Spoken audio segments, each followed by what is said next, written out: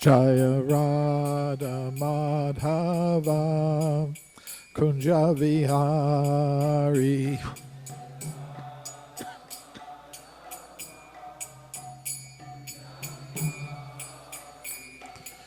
Gopi Jana Vallabha Girivardhari.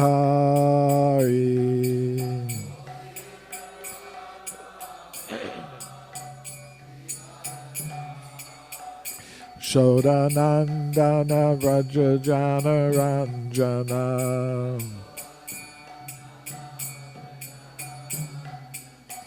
Yamuna Tira Vanachari.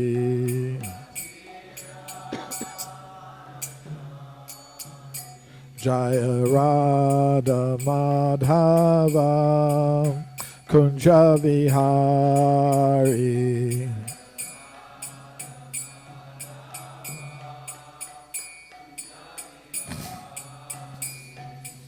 Gopi Jana Vallabha Girivardhari.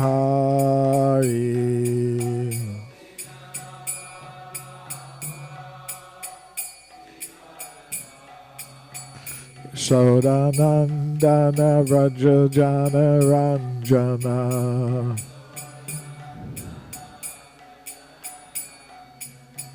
Yamuna Tira Vanachari.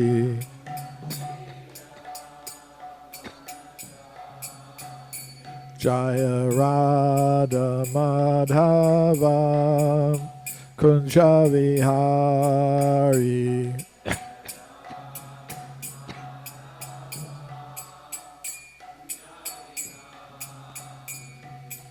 Gopi Jana Vallabha Girivardhari.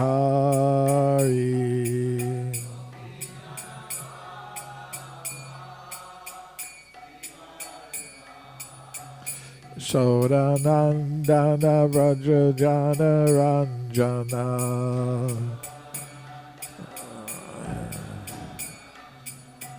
Yamuna Tira Vanachari.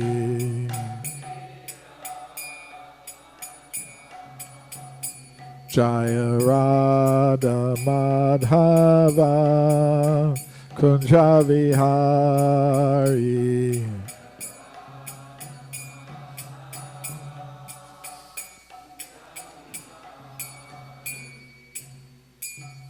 Jaya Vishnupad Paramahamsa Parvajakacharya Astar Sata Sri Srimad His Divine Grace A.C. Bhaktivedanta Swami Prabhupada Ki Jai. Grantaraj Srimad Bhagavatam Ki Jai. All glories to the assembled devotees. All glories to the assembled devotees. All glories to the assembled devotees. All glories to Sri Sri Guru and Gauranga. Glories to Srila Prabhupada.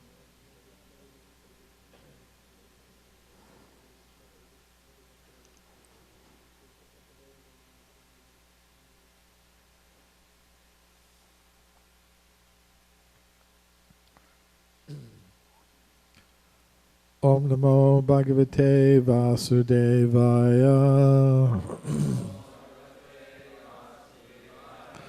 Om Namo Bhagavate Vasudevaya. Om Namo Bhagavate Vasudevaya.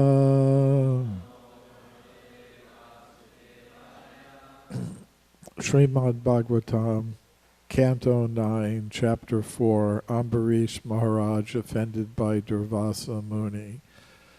Today we're reading a triple verse, combined texts 20, 21, and 22.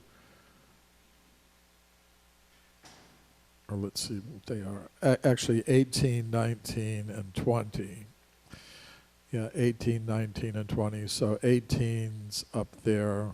We'll chant that together. Then I'll chant the other two verses. Then we'll go through the synonyms and translation together. Sa vai manaha Krishna Padara Vindayor Vachamsi Vaikunta Gunanuvarnane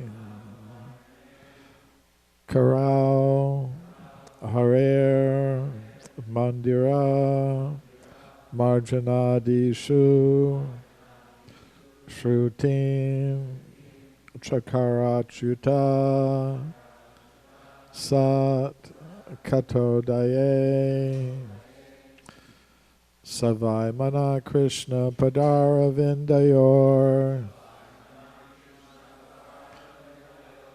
Vachamsi Vaikunta Gunanuvarnane Karahare Mandira Marjanadishu Shrutim Chakarachyuta Satkato Daye Savai Mana Krishna Padara Vindayor Vachamsi Vaikunta Gunanuvarnane Karaharir Mandira Marjanadishu Shrutim Chakarachyuta Satkato Daye Savai Mana Krishna Padara Vindayor Vachamsi Vaikunta Gunanuvarnane Karaharir Mandira Marjanadishu Shrutim Shakar Achyuta Sat Kasodaye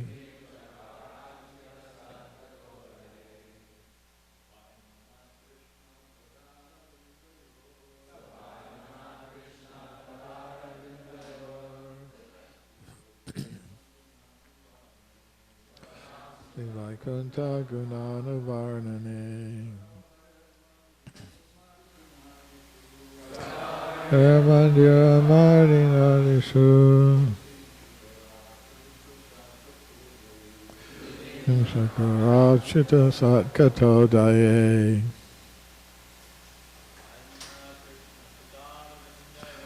Savai Mana Krishna Padara Vindayor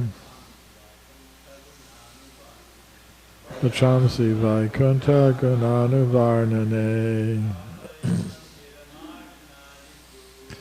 Ayaya Mandira Marjanadishu Yatarachyuta Satkato Daye Savai Mana Krishna Padara Vindayor Vachamsi Vaikunta Gunanuvarnane Karaya Mandira Marjanadishu Shrutim Chakarachyuta Satkato Daye Savai Mana Krishna Padara Vindayor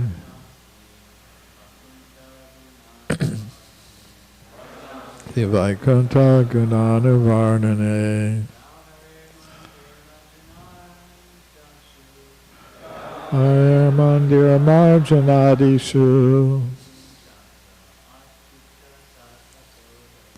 Shrutim Chakarachyuta Satkato Daye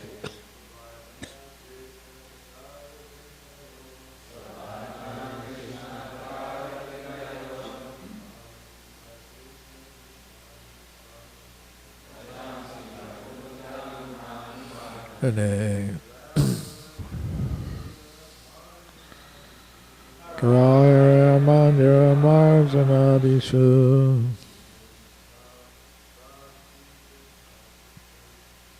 Shrutim Chakarachyuta Satkato Daye Vaishnavis Savai Mana Krishna Padara Vindayor Achamsi Vaikunta Gunana Varnane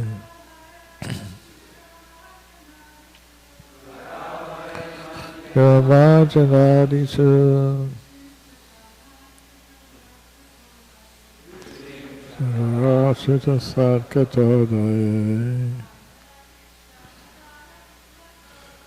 Vaimanak Vidaravindayor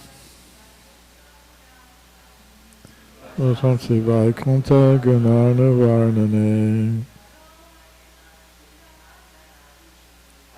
Ayamandya Marjanadisu Shrutim Chakara Sutta Sakatodaye. So I'll read the next two verses. Are we going to put those up? Okay, yeah. Mukunda Lingalaya Darshane Drishao Tad Britya Gatra Sparshan Anga Sangamam Granam Chatat Pada Saroja Saurabe Srimat Tulasya Rasanam Tadarpite Padal Harir Chetra Padanusarpane Shiro Hishikesha Pada Abhivandane Kamam Chadasye Natu Kama Kamyaya Yat Uttama Shloka Janashraya Ratihi.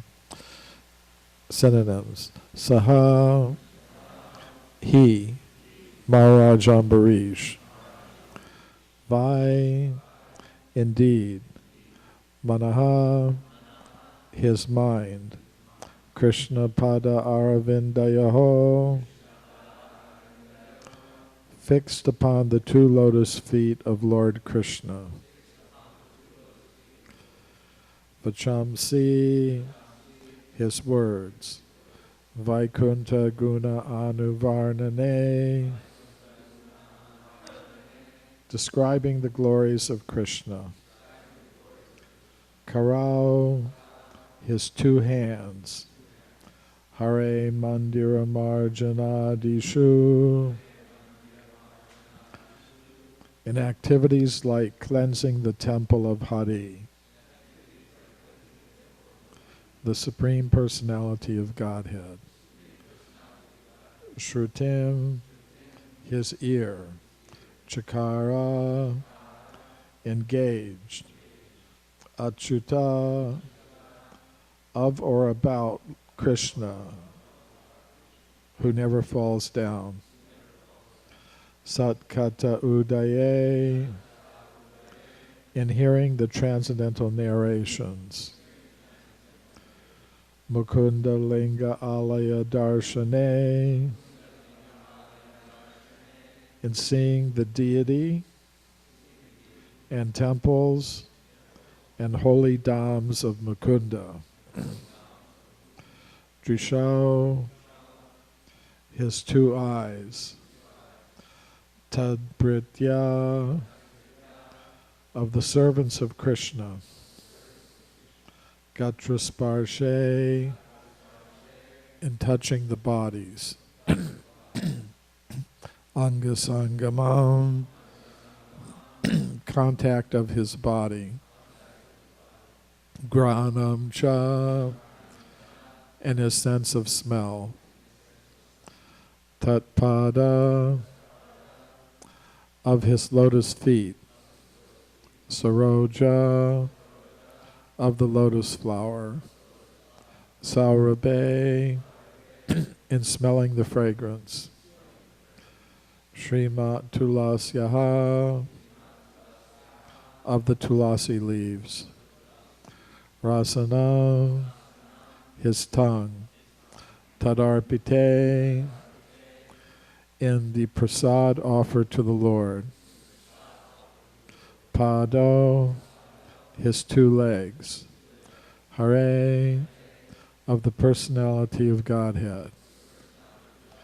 Chaitra, holy places like the temple or Vrindavan and Dwarka.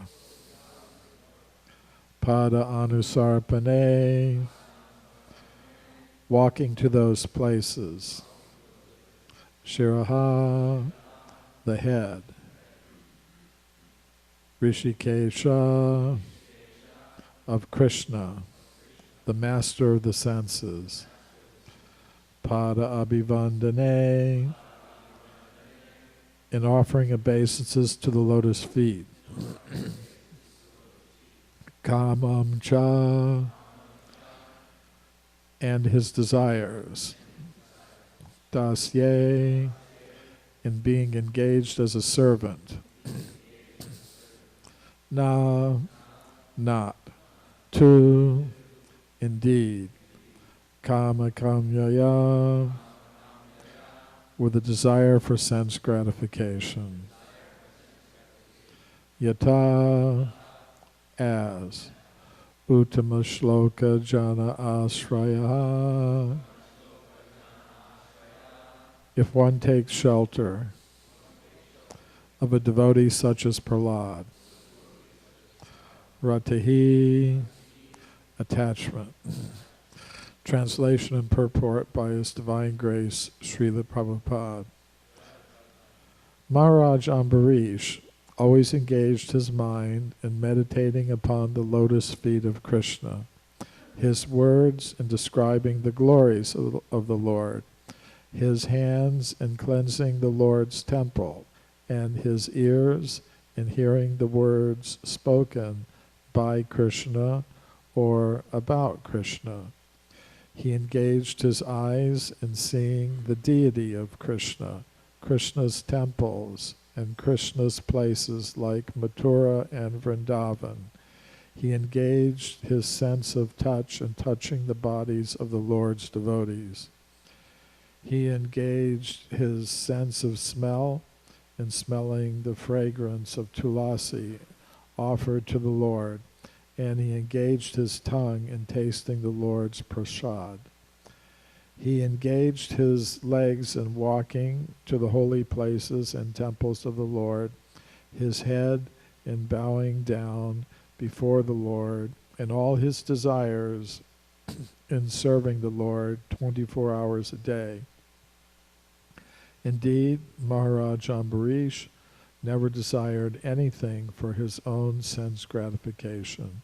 He engaged all his senses in devotional service in various engagements related to the Lord.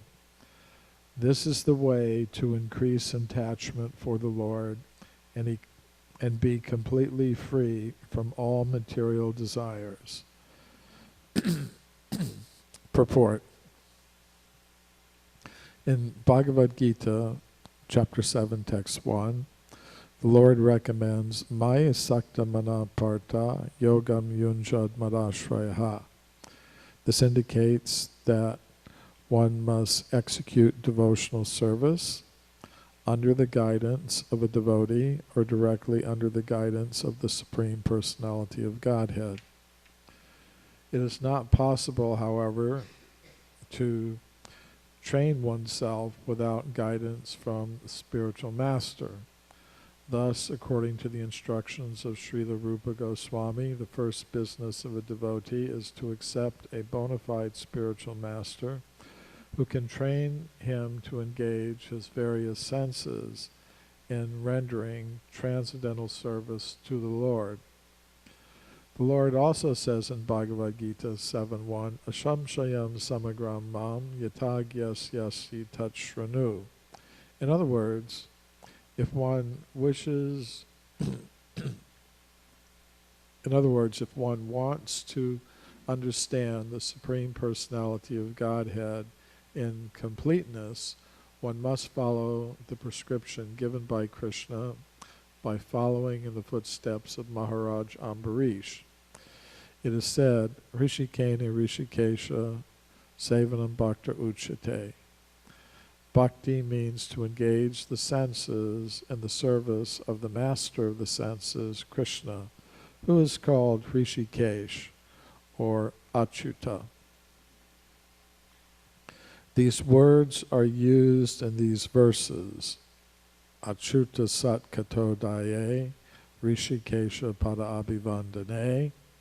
The words Achyuta and Rishikesh are also used in Bhagavad Gita. Bhagavad Gita is Krishna Katha, spoken directly by Krishna, and Srimad Bhagavatam is also Krishna Katha, because everything described in the Bhagavatam is in relationship with Krishna. Om Jnana Timarandasya Gananjana Shalakaya Chakshur Militam Yena Tasmai Shri Gurave Namaha. Shri Krishna Chaitanya Prabhu Nityananda Shri Advaita Gadadhar Shri Vasadi Gaur Bhaktavinda. Hare Krishna Krishna Krishna Hare Hare Hare Rama Rama Rama Hare Hare. So these are some of the most famous and most quoted verses in the Srimad Bhagavatam, and as Srila Prabhupada is indicating in his purport, it's a guide to the practice of devotional service, becoming Krishna conscious.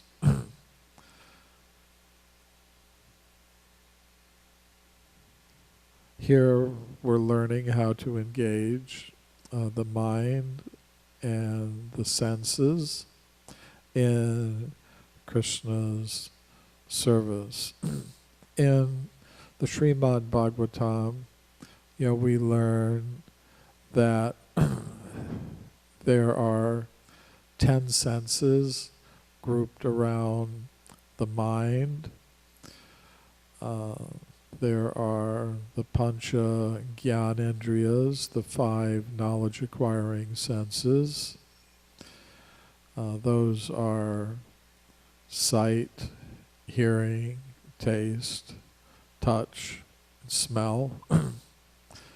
Those are the 5 knowledge-acquiring senses. And then there are the Pancha Karmendriyas, the 5 working senses.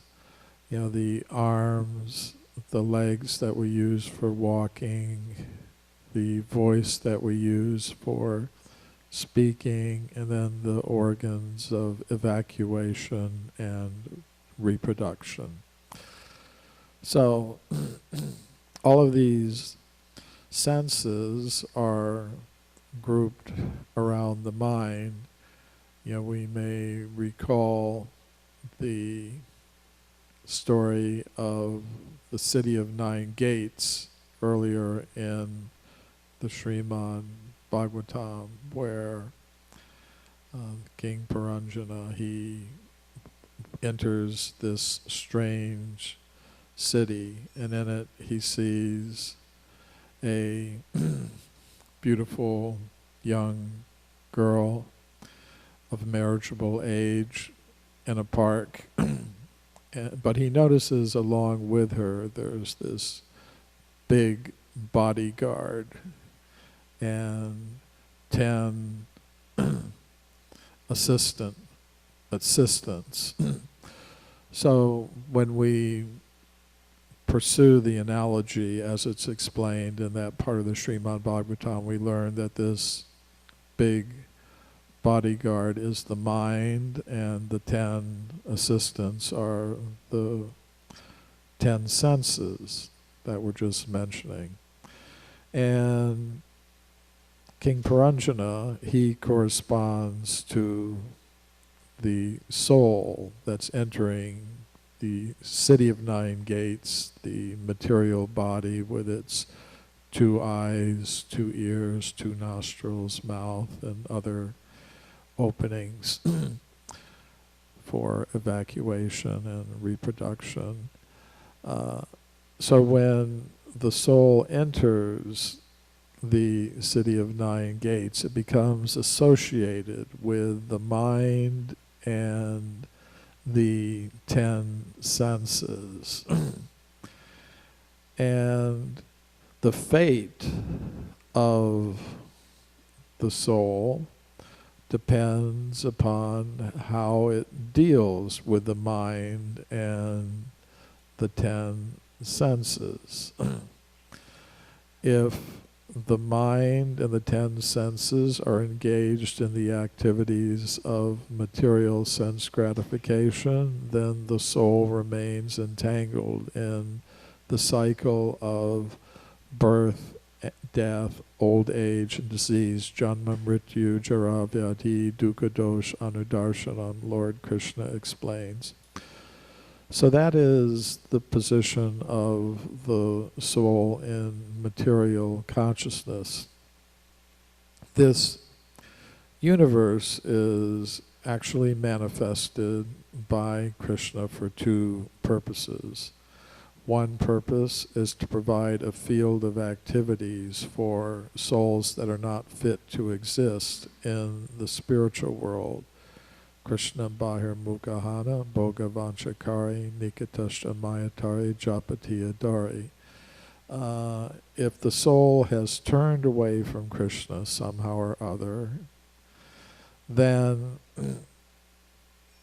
why Bhoga Vanchakari? Because it wants to enjoy separately from Krishna, apart from Krishna.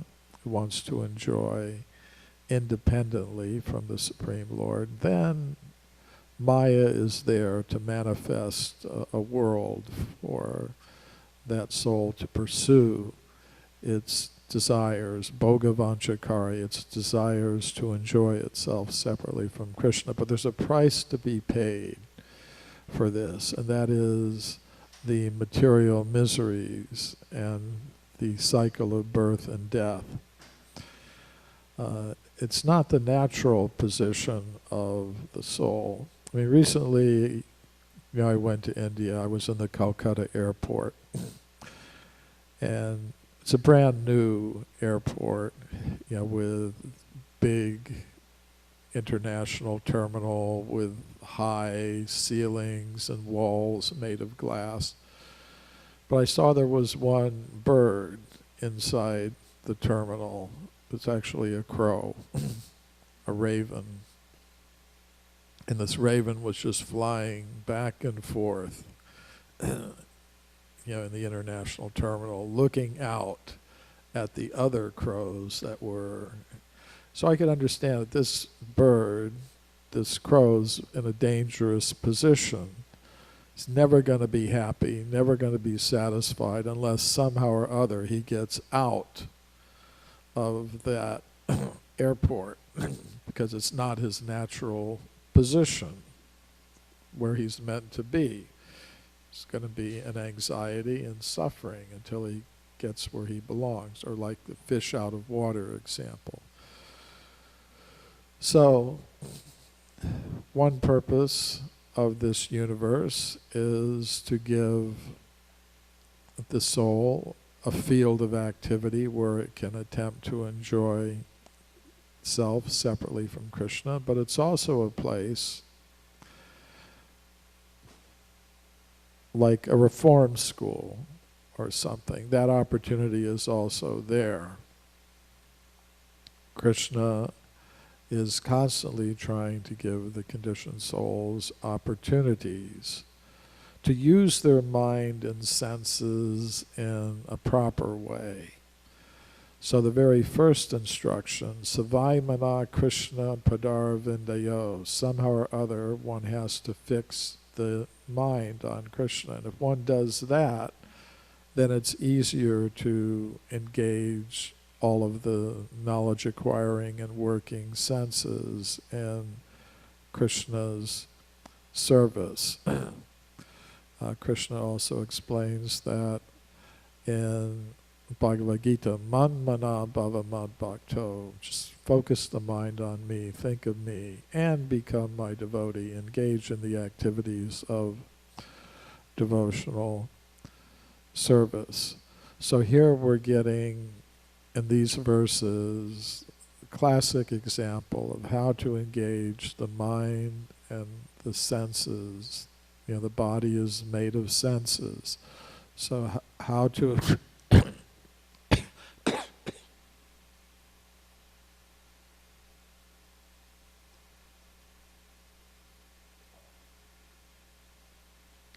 So how to engage the senses in Krishna's service.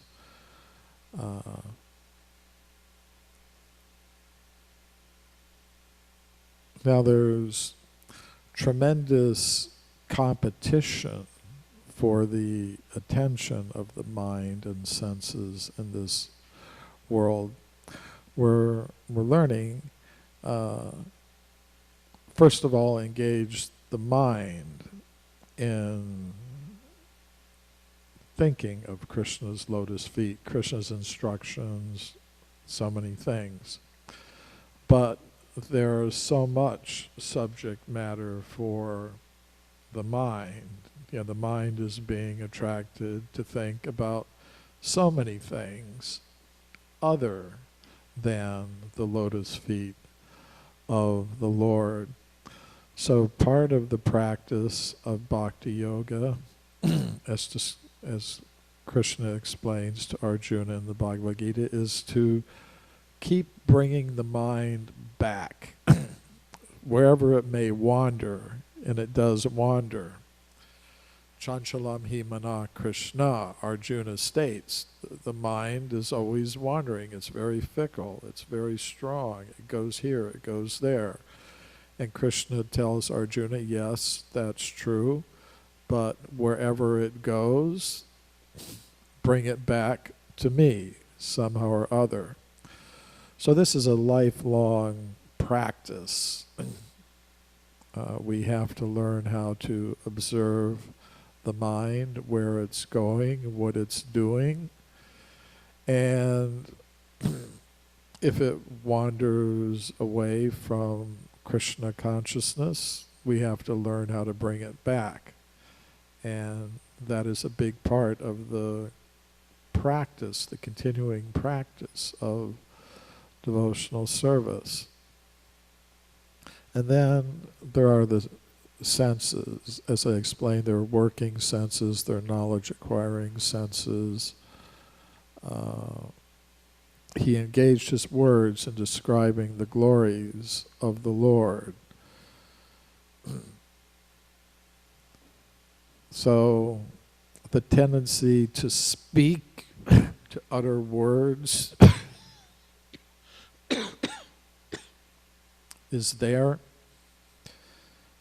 And we see there is a tendency to utter words not in relationship to the Lord and the Lord's devotional service. So controlling this urge to speak, you know, as we learn in the Nectar of Instruction, the Upadeshamrita, you know, it's necessary to learn to control the urge to speak. There are different kinds of prajalpa, or speech that is not related to Krishna. So learning to control this urge to speak is part of the ongoing discipline of bhakti yoga. You know, just like we see people who engage in hatha yoga, you know, they have to engage in some discipline, you know, to learn how to stretch the muscles and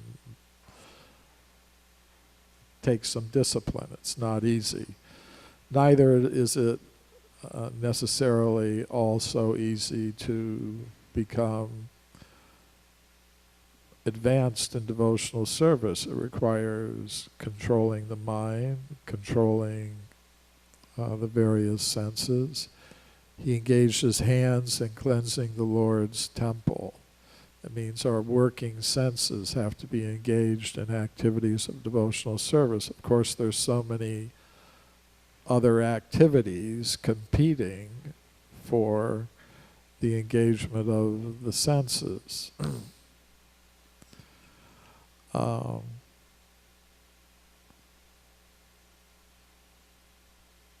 He engaged his ears in hearing the words spoken by Krishna or about Krishna. So they said there's so much competition for the ears. There's so many kinds of sound vibration being emitted in the world, on radio, television, the internet, among people that we meet. So there's so much competition for the attention of the ears. So it requires some discipline to be able to control the sense of hearing, to as much as possible be engaged in hearing the chanting of the Hare Krishna mantra, hearing the words of the Supreme Personality of the Godhead, or words about the Supreme Personality of the Godhead, or sounds and words related to the service of the Supreme Personality of Godhead. And sometimes that may mean giving attention to sounds and words that aren't directly Krishna conscious, you could say. I mean, in other words, sometimes in performing devotional service, one may have to very carefully read a contract, a business contract that one is being asked to sign. There's nothing, it's not like reading Srimad Bhagavatam or Bhagavad Gita or Chaitanya Charitamrita, but one has to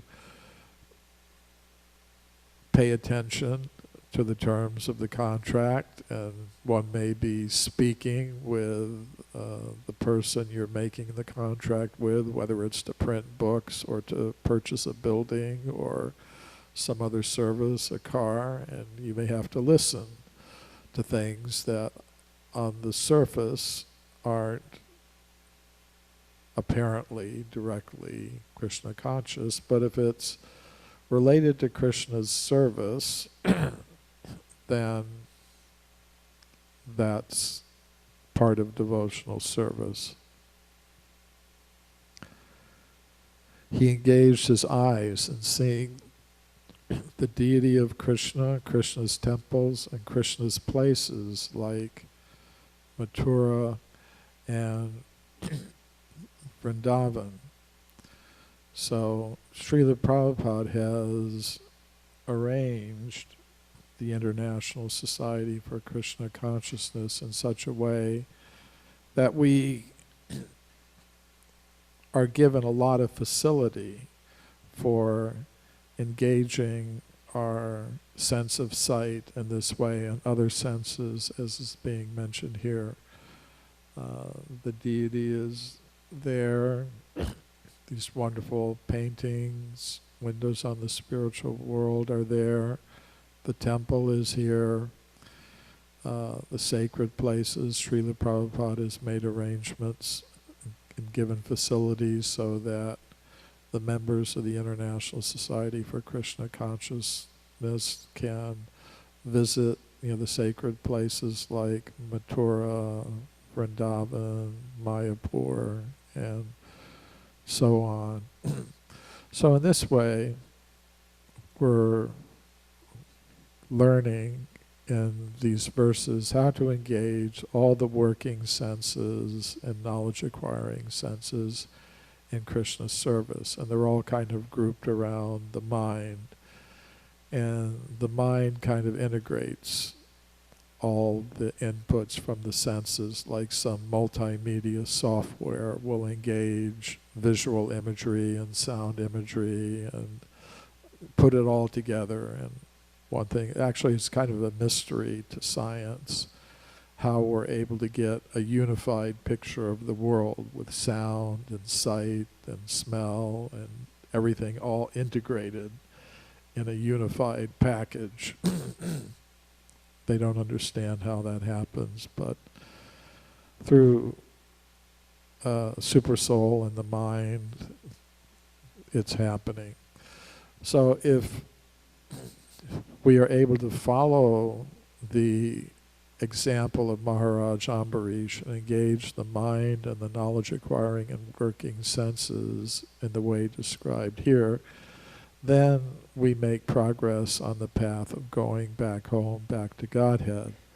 But if we allow the mind and the senses to be otherwise engaged, then that could either slow our progress on the path back home, back to Godhead, or in unfortunate cases cause us to become completely deviated from that path and go in the opposite direction. Of course, once one has taken up the path of devotional service, even if one falls down, Krishna explains in the Bhagavad Gita, then you get another birth, another chance to make progress on the path. But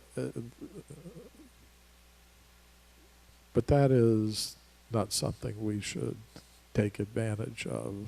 Knowledge, well, if I deviate from the path, then I'll get another chance. Yes, it's true, get another chance, but better to make as much progress as possible in the current life by controlling the senses, engaging them in Krishna's service, as indicated here. So I'll stop there. I've gone a little bit over time, so we'll stop here. Srila Prabhupada ki jai.